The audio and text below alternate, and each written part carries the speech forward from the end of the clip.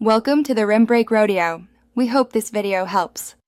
You begin by ensuring prerequisites are ready: a compatible device, charged to at least 50%, and connectivity via Wi-Fi or LTE. Open the Kalea Roam app and sign into your account or create one now. Once done, grant the app required permissions for location and network access so background roaming functions properly. Tap the onboarding prompts and follow the quick device registration flow. This links your hardware to your profile and enables remote settings, which you will use in the next steps.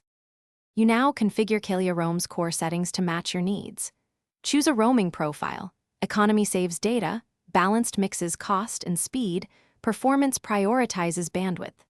Then set network priorities and preferred bands so the device selects the best carrier. Make sure to add any data caps or alerts to avoid surprises. Once configured, enable auto switching and schedule maintenance windows for firmware updates. This keeps connectivity stable while minimizing interruptions. These steps tune behavior for real-world. You complete setup by verifying everything works. Run a live test streaming or transferring files for 5 to 10 minutes while watching signal and throughput in the app.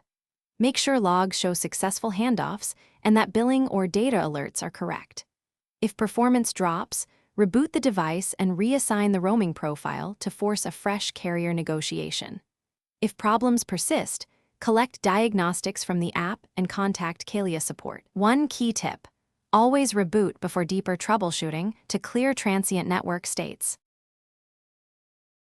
Thanks for watching. Consider subscribing if we helped you.